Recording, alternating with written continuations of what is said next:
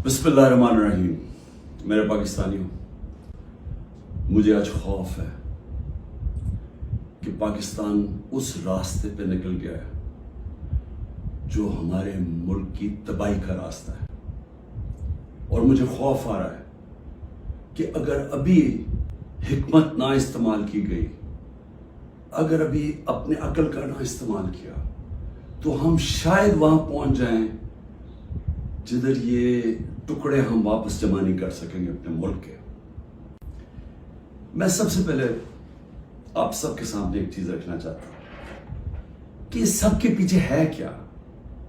ये जो एक साल से एक अफरा तफरी मुल्क में मची हुई है, एक पूरा जोर लगा हुआ है कि किसी ना किसी तरह इमरान खान का रास्ता बंद किया जाए कि ये मुल्क के लिए बहुत बुरा है, इसको नहीं आने देना चाहिए। अगर इलेक्शन भी ना हो, आइन भी टूट जाए, कोई सुप्रीम कोर्ट को भी जलील किया जाए, लेकिन इसको नहीं आने देना। इसके पीछे है क्या? मैं जरा आपको पहले ये ग्राफ दिखा दूं। ये जो आपके सामने है, ये जरा ग्राफ देखिए। ये है सर्वे का रिजल्ट। ये सर्वे का रिजल्ट में ये जरा इधर देख लें कि 70% इस वक्त तहरीक इंसाफ की मकबूलियत है पाकिस्तान में। बाकी सारी पार्टीज की मिला के भी तो जो मकबूलियत है, उन सबको अब खौफ है कि इलेक्शन अगर आ गए तो ये हार जाएंगे। अब ये पीडीएम की जमातों ने तब से फैसला किया हुआ है कि इलेक्शन भी नहीं लड़ना, क्योंकि इलेक्शन अगर हो गया तो इमरान खान आ जाएगा, और अगर इमरान खान आ गया तो उनको ये नहीं फिक्र कि मुल्क को अच्छा होगा या बुरा होगा। उनको फिक्र ये है कि इन्होंने अरबों रुपए के अपने करप्शन के केस माफ करवा लिए, और इनको डर ये लगा हुआ है कि जो 30 साल से मेहनत से इन्होंने पैसा चोरी का इकट्ठा करके बाहर रखा हुआ है, किसी तरह उस पैसे के ऊपर यानी वो महफूज रहे। और खतरा इमरान खान से है, क्योंकि बाकी तो सब मिले हुए हैं। अब इसकी वजह से ये सारा मुल्क तबाही के रास्ते पे जा रहा है कि सिर्फ इस खौफ से कि हमारा पैसा ना या कि एनआरओ ना वापस ले ले, बस ये वजह है कि ये आमने सामना खड़ा कर रहे हैं मुल्क की सबसे बड़ी जमात और मुल्क की फौज। और ये कामयाबी से ये कर रहे हैं क्योंकि ये पुराने 30 साल के पुराने सियासतदान हैं। ये जाके वहां डराते हैं उनको कि सर वो आपको हटा देगा आके। मैं बार बार कह बैठा हूं कि मैं इदारों के अंदर इंटरफेयर नहीं करता, मैं कह बैठा हूं, बार बार पैगाम पहुंचा बैठा हूं, लेकिन वहां से डराते जी आके हटा देगा आपको, फौज में इंटरफेयर करेगा। अगर इंटरफेयर करना होता, जब मुझे पता था कि पिछला आर्मी चीफ मेरे खिलाफ साजिश कर रहा था, आखिरी महीनों में मुझे आईबी की सारी रिपोर्ट थी, तब मैं उसे हटा देता, क्योंकि मैं नहीं चाहता था कि एक इदारा जो कि बचा हुआ है, बाकी इदारों को तो इंटरफेयर करके हमने तबाह कर दिया है, मैं ये नहीं चाहता था वो तबाह। और मैं आज जरा पहले तो ये पीडीएम के ऊपर बाद में आता हूं, मैं जरा फौज के ऊपर बात कर लूं। देखिए, मैंने सारी दुनिया में अपनी फौज का क्यों दिफा किया? क्योंकि मेरा तो इंटरनेशनल था, मेरी तो आवाज बाहर जाती थी। जब भी कुछ होता था, खास तौर पे वॉर ऑन टेरर में, तो जब पाकिस्तानी फौज को दोगला कहा जाता था, बुरा भला कहा जाता था, तो मैं एज नोन फेस था, तो मुझे ये CNN, BBC कितने मेरे इंटरव्यूज किए। आप मेरे सारे बाहर इंटरव्यूज सुने। जिस तरह मैंने अपनी फौज का दिफा किया, उसको डिफेंड किया, मुझे एक और पाकिस्तानी बताएं जिसने इंटरनेशनल मीडिया पे किया।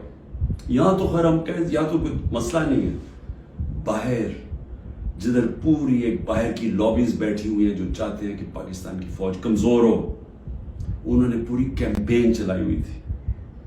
तो मुझे ये फख्र इसलिए है कि मैंने इसलिए नहीं किया कि मुझे कोई फौज ने कोई चीज दे देनी थी, मैंने इसलिए किया कि मैं एक आजाद आदमी हूं। मैं गुलामी कभी किसी की कबूल नहीं की। जितनी मुझे दावतें थी कि बाहर रह लो, جتنے میرے کنیکشنز تھے, جو جتنا مجھے عزت ملتی تھی, برطانیہ کی میں بات کر رہا ہوں, میں نے تو کبھی نہیں سوچا کہ میں اپنے ملک کے علاوہ کہیں رہ سکتا ہوں. میں ہمیشہ اس چیز کا جیسے جب بڑا ہو رہا تھا چاہتا تھا کہ کبھی ہم وہ غلامی نہ کریں جو میرے ماں باپ کی, ہمارے بڑوں نے کی تھی, انگریز کی غلامی. یہ میرے بچپن میں میرے سے تھا, میں نے کبھی کسی کی غلامی نہیں کی. لا الہ الا اللہ, کسی انسان کے سامنے میں نہیں آج تک جھکا. تو میں سمجھتا تھا کہ کسی اور باہر کے ملک میں رہنا, میں جو مرضی کر لوں, میں سیکنڈ کلاس سٹیزن ہوں, وہ میرا ملک تو نہیں ہے. میرا ہمیشہ یہی تھا کہ میں پاکستان, پولیٹکس میں بھی آیا جس آدمی کو ضرورت ہی نہیں تھی پولیٹکس, اللہ نے سب کچھ دے چکا تھا. کون مجھے ایک آدمی بتائیں جس کو سب کچھ ہو, وہ اپنی زندگی کے 22 سال لگاتا ہے کسی چیز پہ, قربانیاں دیتا ہے, یعنی اپنی فیملی کی. کون آدمی کرتا ہے؟ کیونکہ میرا اور کوئی گھر نہیں تھا, میں نے کبھی نہیں سوچا پاکستان کے علاوہ کہیں رہنا. تو اس لیے میں ہمیشہ یہ ذہن میں ڈال کے بیٹھا تھا کہ اگر ہماری فوج مضبوط نہ ہو, اور میری سٹیٹمنٹ سن لیں, میں پرائم منسٹر تھا, میں نے کہا کہ اگر فوج کمزور ہوئی تو ہمارا وہی حال ہوگا جو مسلمان ملکوں کا ہے. اٹھا کے دیکھیں نا, اوپر سے لے کے نیچے تک, لیبیا, سیریا, صومالیہ, پھر افغانستان سے جو ہوا, عراق سے جو, سارے ملک تباہ ہوئے جو اپنی دفاع نہیں کر سکتے تھے. ہمیں فخر تھا کہ ہماری سب سے مضبوط فوج ہے. تو جب بھی, پہلے میں واضح کر دوں کہ میں کبھی اپنی فوج کی تنقید کرتا ہوں تو جس طرح میں اپنے بچوں کی تنقید کرتا ہوں اصلاحات کرنے کے لیے. کیونکہ اگر فوج کو میں کمزور کروں گا تو میں اپنے آپ کو کمزور کروں گا. اور یہ جو پی ڈی ایم کوشش کر رہی ہے, اور کامیابی سے, کہ کسی طرح آمنے سامنا ہو جائے پاکستانی فوج کا اور تحریک انصاف کا, تو کون اپنی فوج سے لڑنا چاہتا ہے؟ مجھے یہ ابھی سمجھ نہیں آ رہی. کیوں اس میں جیتے گا کون؟ اس پہ ان پی ڈی ایم کو تو کوئی فرق نہیں پڑے گا. یہ جب میمو گیٹ میں امریکوں کو کہہ رہا تھا زرداری کہ جناب مجھے اپنی فوج سے بچا لو, اس کے پیسے باہر پڑے ہوئے ہیں. جب نواز شریف انڈین لابی کو اور اسرائیل لابی کو اپنے ساتھ ملانا چاہتا تھا, اپنی فوج کو کہہ رہا تھا کہ دہشت گردی میں ملوث ہے, اس کے پیسے اربوں ڈالر باہر پڑا ہوا ہے. وہ جب ہوتا ہے موقع باہر بھاگ جاتے. تو میرا تو کوئی باہر نہیں جانا. تو میں اس لیے آج یہ کہنا چاہتا ہوں کہ یہ لوگ کامیابی سے وہ کام کر رہے ہیں جو میری آنکھوں کے سامنے ایسٹ پاکستان میں ہوا تھا. میں نے وہ دیکھا ہوا ایسٹ پاکستان میں کیا ہوا تھا. سب سے بڑی پارٹی تھی, مجھے بہرحال الیکشن جیت گیا, فوج نے الیکشن کروایا, اور صاف اور شفاف ترین پاکستان کی تاریخ کا الیکشن تھا. کس نے تسلیم نہیں کیا؟ اس میں کوئی شک نہیں کہ فوجی لیڈرشپ کی قصور تھا, لیکن وہ آدمی جو چاہتا تھا کہ میں پرائم منسٹر بن جاؤں, اس کا بہت بڑا ہاتھ تھا. وہ کہتا ہے میں مانتا ہوں مجھب الرحمان کو, پاکستان نہ ٹوٹتا. اس نے پوری پلاننگ کی اپنی ذات کے لیے, اس نے پاکستانی فوج کو لڑا دیا سب سے بڑی پارٹی سے, ملک ٹوٹ گیا. آج وہی ہو رہا ہے. یہ پی ڈی ایم لڑا رہی ہے جان کے, یہ جو کیسز بن رہے ہیں کہ جی ملٹری کورٹ میں کیس کر دو, آرمی ایکٹ سے کیس کر دو. کبھی آج تک ایسا ہوا ہے کہ نہ آپ نے کوئی تحقیقات کی, نہ کوئی انڈیپینڈنٹ انکوائری ہوئی, نہ پتا چلا کہ یہ اس کے پیچھے کون تھا, اور ایک دم جج, جوری اور ایکسیکیوشن فیصلہ ہو گیا کہ جی تحریک انصاف دہشت گرد جماعت ہے, اور پکڑ دکڑ شروع ہو گئی. 7,500 کارکنوں کو پکڑ لیا ہے, اس میں عورتوں کو پکڑ لیا ہے. کبھی اس ملک میں ہوا ہی نہیں ہے. یعنی جس طرح عورتوں سے بدتمیزی ہوئی ہے, یہ کب ہوا ہے یہاں اس ملک میں؟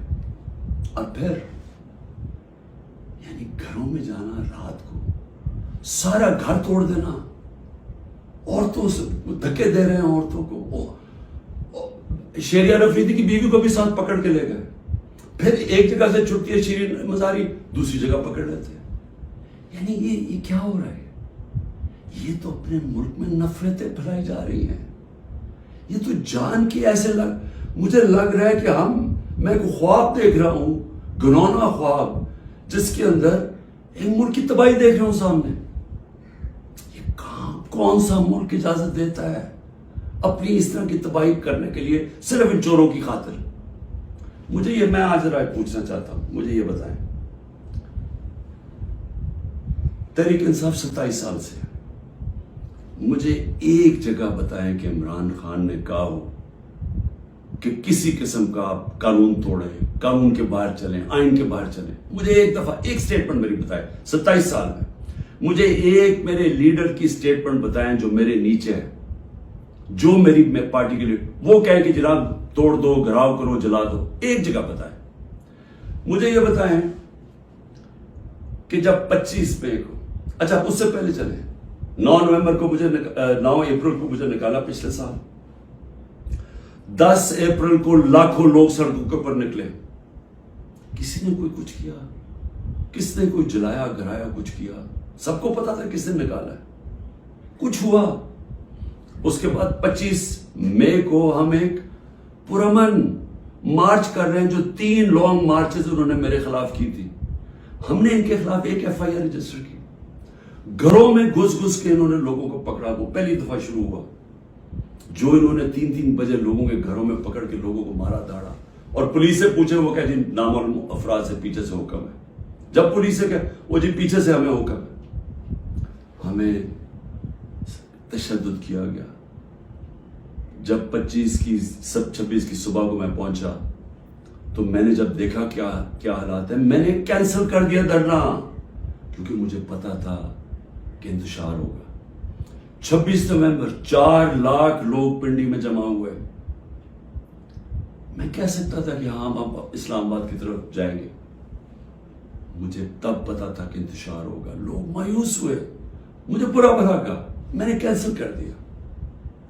8 مارچ الیکشن ریلی نکال رہے ہیں، الیکشن اناؤنس ہو گیا ہے، پرمیشن مل گئی ہے پولیس سے، ریلیز آ رہی ہیں، ایک دم ساری جگہ police, water cannons, tear gassing. میں گھر میں انتظار کروں ریلیز کی تو ایک دم پتا چلا، اچھا ٹی وی پہ بلیک آؤٹ کر دیا۔ ایک تو ہمیں میڈیا سے باہر نکال دیا، سب سے بڑی پارٹی کو میڈیا کے اندر بلیک آؤٹ کیا ہوا ہے، تو مجھے پتا ہی نہیں کہ میں ٹی وی دیکھ رہا ہوں، مجھے پتا ہی نہیں۔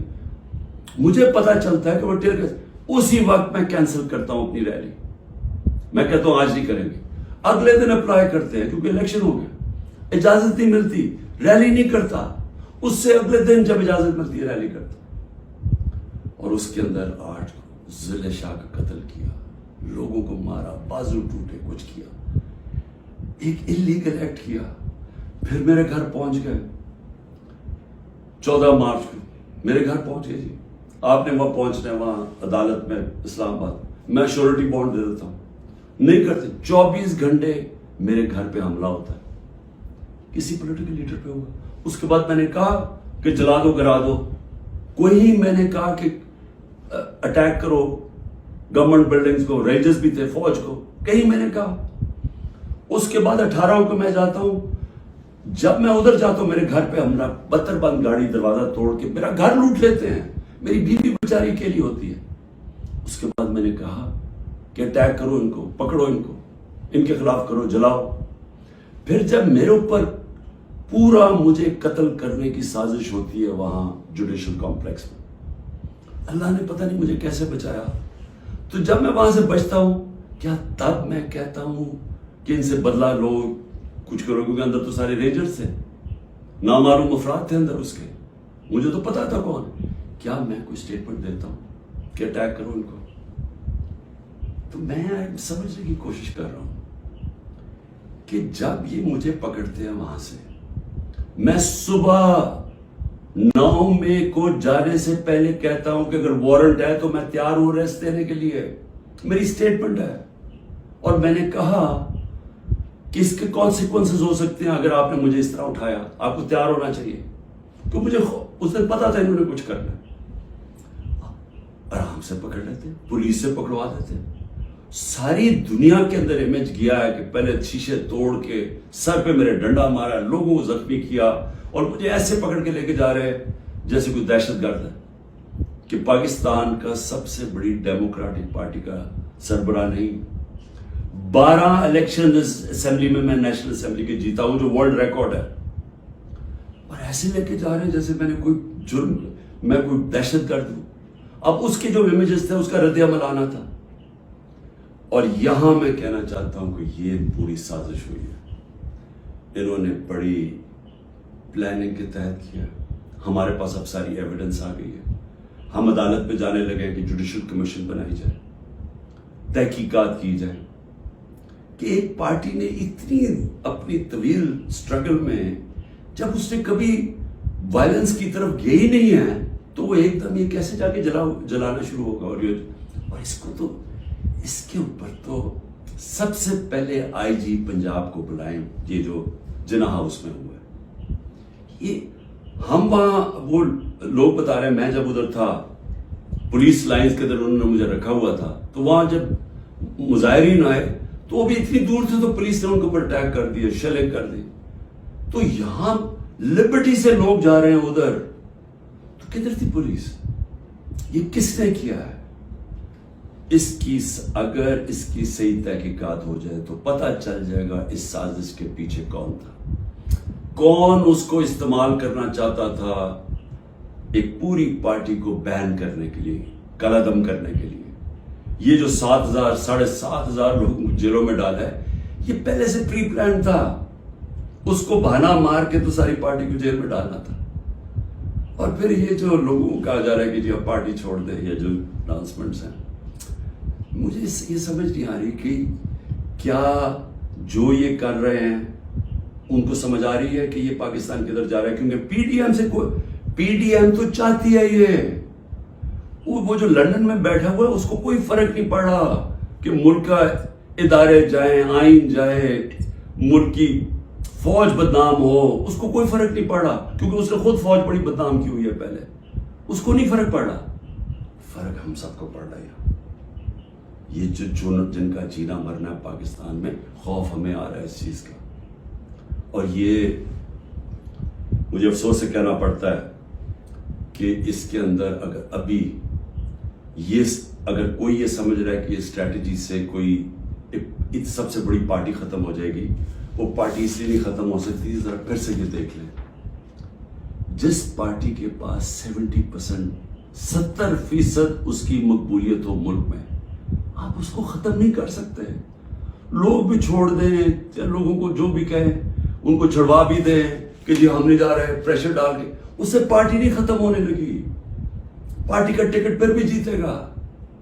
یہ جو راستہ ہے یہ تو پاکستان کی تباہی ہے، اور صرف یہ جو باقی پی ڈی ایم جو ریلو کٹے ہیں، جن کا نہ ووٹ بینک ہے نہ کچھ ہے، جو مزے لے رہے ہیں اقتدار کے، یہ صرف یہ کی کوشش یہ ہے کہ فوج کو پاکستان کی سب سے بڑی پارٹی سے لڑایا جائے۔ یہ ہے سازش۔ میری آپ سے ریکویسٹ ہے، میرے اپنے پاکستانیوں سے، کہ دیکھیں یہ وقت ہے کہ ہم سب جاگیں کہ کیا ہو رہا ہے۔ یہ جو خوف اور ہراسہ پھیلایا جا رہا ہے، اس کا صرف ایک ہی مقصد ہے کہ لوگ چپ کر کے بیٹھ جائیں۔ یہ جو عورتوں سے کر رہے ہیں، یعنی میں پھر سے یہ کہنا چاہتا ہوں کہ مجھے تو ابھی سمجھ نہیں آ رہی کہ یہ ہم کون سی دنیا میں ہیں۔ ہمارے ملک، ہماری جو دین ہے، ہماری تو روایتیں، چادر اور چار دیواری، میں نے تو کبھی ایسا نہیں دیکھا۔ مجھے صرف ایک ہی چیز سمجھ آ رہی ہے کہ یہ کوئی خوف پیدا کرنا چاہ رہے ہیں، اور مجھے ڈر یہ ہے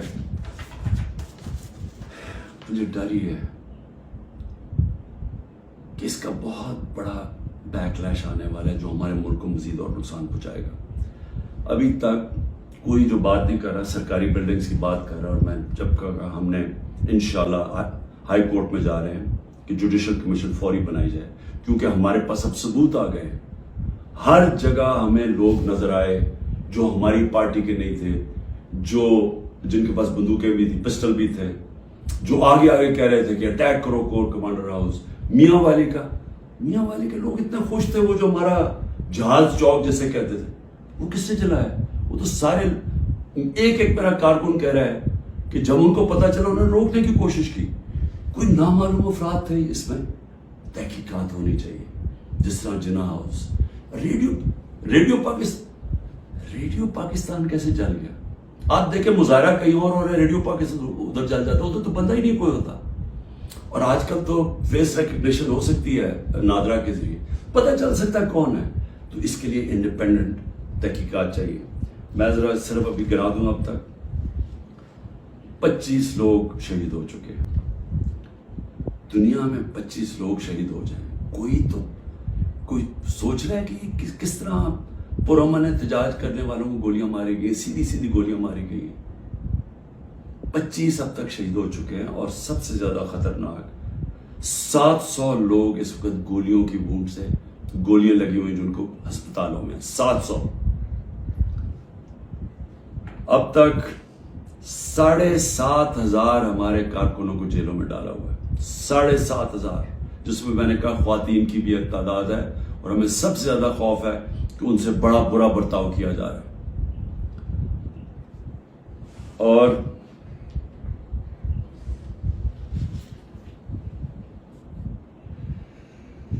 آخر میں نے ابھی سنا ہے کہ جناب 40 دہشت گرد میرے گھر میں ہیں جن کو میں نے پناہ دی ہوئی ہے, اور کہا جی کہ ہم ان کے اوپر کوئی گھر کے اوپر کارروائی ہوگی 40 دہشت گرد کو پکڑنے کے لیے. میری ریکویسٹ ہے آپ کو کہ 40 دہشت گرد اگر گھر میں ہیں تو میری زندگی کو بھی خطرہ ہے. مہربانی کر کے ضرور آئیں یہاں, لیکن اس طرح نہ آئے کہ کوئی دعویٰ بول کے. اس طرح کریں, سرچ وارنٹ لے کے آئیں, ایک مہذب معاشرے کی طرح آئیں کہ کوئی نام تو دیں یہ دہشت گرد ہے کون, اور آئیں ہم آپ کو ساری دکھا دیتے ہیں گھر میں کدھر ہے, کتنے دہشت گرد ہیں. شاید میرا ہی فائدہ کروا دیں گے کہ اگر کوئی چھپا ہوا وہ دہشت گرد ہے. لیکن اس کو ایک بہانہ نہ بنائیں. جس طرح ہمارے لوگوں کو پکڑ رہے ہیں, جس طرح اس کو استعمال کیا گیا ہے تحریک انصاف کے اوپر کریک ڈاؤن کرنے کا, اس کو بھی استعمال نہ کریں کہ جس طرح کہ جی عمران گھر 40 دہشت گرد چھپے ہوئے ہیں تو حملہ کر دو. تو اس لیے میں آج سب کو کہہ رہا ہوں کہ اس وقت اس کو اور آگے نہ بڑھائیں, کیونکہ یہ بڑھتی جائے گی, کدھر تک جائے گی بات. اس میں تو کوئی حل ہے ہی نہیں کہ صرف پی ڈی ایم کو فائدہ کروانے کے لیے, کہ وہ جو میں بار بار کہتا ہوں کہ یہ حالات ہیں کہ 70% اس وقت قوم ادھر کھڑی ہوئی ہے, تو یہ جو تھوڑے سے ریلو کٹے ہیں ان کو بچانے کے لیے یعنی سب سے بڑی جماعت کو ختم کر دینا ہے, ختم کرنے کی کوشش, کیا یہ ہو سکتا ہے؟ اس لیے ابھی بھی وقت ہے, عقل کریں, بات کریں, مسئلہ حل کریں. اور مسئلہ ایک ہی ہے, کسی سے پوچھ لیں, تحریک انصاف کی بات نہیں کر رہا, کسی سے پوچھ لیں کہ اس ملک میں سیاسی استحکام آ ہی نہیں سکتا جب تک آپ الیکشنز نہ کروائیں. میں 1 سال سے یہ کہہ رہا ہوں, میں آج بھی یہ کہہ رہا ہوں کہ اس کا صرف حل الیکشنز ہے.